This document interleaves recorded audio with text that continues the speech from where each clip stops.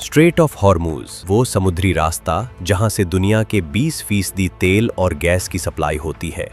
इसी रास्ते से भारत अपने ऊर्जा आपूर्ति का लगभग 90% आयात करता है। इजराइल, अमेरिका और ईरान युद्ध की वजह से ये रास्ता बाधित है। ऊपर से सैकड़ों मिसाइलें गुजर रही हैं और कुछ ने तो व्यापारिक जहाज़ों को भी अपना निशाना बना लिया। स्ट्रेट ऑफ हॉर्मूज पर आज सैकड़ों देशों के जहाज ने डेरा डाल रखा है। पूरी दुनिया में ऊर्जा की सप्लाई बाधित है। नतीजन दुनिया भर में तेल और गैस के दाम आसमान छूने लगे हैं। लेकिन इस वैश्विक संकट के बीच भारत कहाँ है? इस भीषण युद्ध और बाकी देशों के लिए स्ट्रेट ऑफ हॉर्मूज के बीच भी भारत का जहाज इस रास्ते से शान से गुजर रहा है। जब दुनिया के बड़े बड़े देश घुटनों पर हैं, रास्ता खुलने का इंतजार कर रहे हैं, तब भारत निर्बाध अपने ऊर्जा आपूर्ति की सप्लाई कर रहा है। ये है आदरणीय प्रधानमंत्री श्री नरेंद्र मोदी जी की मजबूत विदेश नीति का प्रभाव। पूरी दुनिया देख रही है कि कैसे भारतीय कूटनीति और ग्लोबल पावर की बदौलत भारत के एलपीजी टैंकर शिवालिक और नंदा देवी जैसे व्यापारिक जहाज समंदर की लहरों को चीरते हुए शान से भारत पहुंचे। 11 मार्च की तारीख को याद करिए, जब पूरी दुनिया कह रही थी कि हॉर्मूज से गुजरना नामुमकिन है। तब टैंकर शेनलोंग 10 लाख बैरल कच्चा तेल लेकर सऊदी अरब के रास्ते तनूरा बंदरगाह से चलकर सुरक्षित मुंबई पहुंच गया। यही नहीं, भारत का अपना विशालकाय टैंकर VLCC भी इराक से 20 लाख बैरल कच्चा तेल लेकर मुंबई बंदरगाह पर पहुंचा। रूसी कच्चे तेल की एक बड़ी खेप लेकर MT flora tanker 18 lakh barrel crude oil लेकर ओडिशा के पारादीप पोर्ट पर पहुंचा। यही नहीं, UAE से चला जगलाड़की नामक टैंकर मुंद्रा पोर्ट पहुंचा। इसमें कुल 80,886 मीट्रिक टन कच्चा तेल आया है। वहीं भारतीय जहाज MV जगवासंत 47,600 मीट्रिक टन LPG लेकर कांडला पोर्ट पहुंच रहा है। भारत में ईरान के राजदूत मोहम्मद फतहाली ने भी डंके की चोट पर कहा कि भारत ईरान का पुराना और भरोसेमंद व्यापारिक साथी है। As I said to my speech, we have a good relation with the government of India. भारतीय जहाजों को ईरान स्ट्रेट ऑफ हॉर्मूज में बड़ी राहत देगा।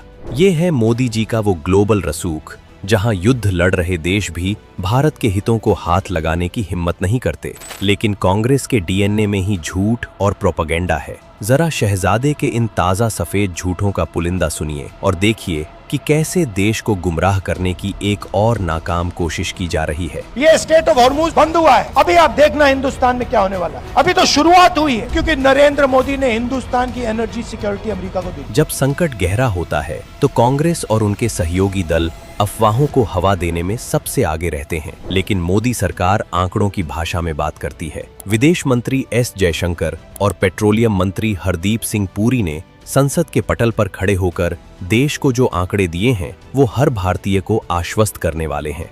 आज भारत के पास 74 दिनों का तेल और गैस का भंडार सुरक्षित है। साल 2014 से पहले कांग्रेस सरकार की दूरदर्शिता की कमी के कारण स्ट्रेटेजिक पेट्रोलियम रिजर्व पर ध्यान नहीं दिया गया। नतीजा ये था कि जब भी कोई वैश्विक संकट आता, देश के पास तेल का पर्याप्त बैकअप नहीं होता था और घरेलू बाजार में कीमतें तुरंत आसमान छूने लगती थीं। लेकिन आज भारत के पास लगभग 3 महीने का पेट्रोलियम और गैस रिजर्व पूरी तरह सुरक्षित है। ये वह आपातकालीन भंडार है जिसे मोदी सरकार ने विशाखापत्तनम, मंगलौर और पदुर के भूमिगत गुफाओं में बड़ी दूरदर्शिता के साथ जमा किया है। इतना ही नहीं, सरकार ने घरेलू स्तर पर भी LPG उत्पादन में 25% की रिकॉर्ड बढ़ोतरी कर दी है। ये कदम इसलिए उठाया गया ताकि अगर अंतर्राष्ट्रीय बाजार में सप्लाई चेन धीमी भी हो जाए तो आम नागरिक के रसोई का चूल्हा कभी ठंडा ना पड़े। साथ ही आवश्यक वस्तु अधिनियम को प्रभावी ढंग से लागू कर दिया गया है ताकि ऊर्जा की आपूर्ति बाधित न हो। पश्चिम एशिया में जारी तनाव के कारण एक तरफ जहां दुनिया भर में पेट्रोल डीजल की कीमतों में भारी वृद्धि हुई है, वहीं मोदी जी ने पेट्रोल पर एक्साइज ड्यूटी को 13 रुपए से घटाकर 3 रुपए प्रति लीटर, जबकि डीजल पर 10 रुपए की ड्यूटी को पूरी तरह समाप्त कर दिया गया है। आज दुनिया में बड़े बड़े देश पेट्रोल डीजल की बढ़ती कीमतों से परेशान हैं। ऑस्ट्रेलिया में पेट्रोल 42% और डीजल 52.1%, अमेरिका में पेट्रोल 30.2%, डीजल 41.2%, कनाडा में पेट्रोल 25.2% और डीजल 36.9%। पाकिस्तान में पेट्रोल 24.4% और डीजल 21.8% महंगा हुआ है। म्यांमार, कंबोडिया, फिलीपींस, नाइजीरिया और लाओस जैसे देशों में भी पेट्रोल डीजल 60 से 70% महंगा हुआ है। मोदी सरकार ने खुद वित्तीय दबाव सहकर पेट्रोल डीजल पर एक्साइज ड्यूटी घटाई और हमें वैश्विक महंगाई से बचाए रखा। एक तरफ मोदी सरकार युद्ध स्तर पर देश की ऊर्जा सुरक्षा सुनिश्चित कर रही है, तो दूसरी तरफ कांग्रेस और इंडी गठबंधन का नकारात्मक मॉडल देखिए। कांग्रेस और उनके सहयोगी दल देश के भीतर डर और अफवाह फैला रहे हैं, दूसरी तरफ खुद एलपीजी की जमाखोरी कर रहे हैं। उत्तर प्रदेश में समाजवादी पार्टी के नेता के घर से 55 गैस सिलेंडर जब्त किए गए हैं।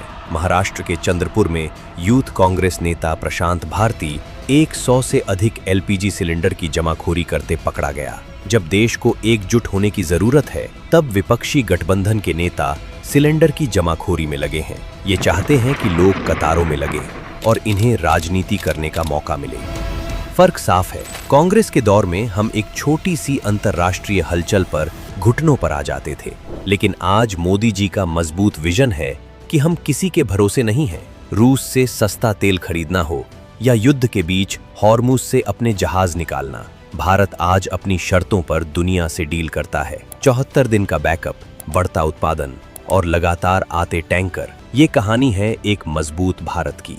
देश का हर नागरिक जानता है कि उनका प्रधान सेवक 24 घंटे उनकी सुरक्षा के लिए पहरा दे रहा है। संकट बड़ा है, लेकिन भारत का हौसला उससे भी बड़ा है। मोदी सरकार की दूरदर्शिता ने ये सुनिश्चित किया है कि आपके घर का चूल्हा जलता रहे और आपकी गाड़ी का पहिया घूमता रहे।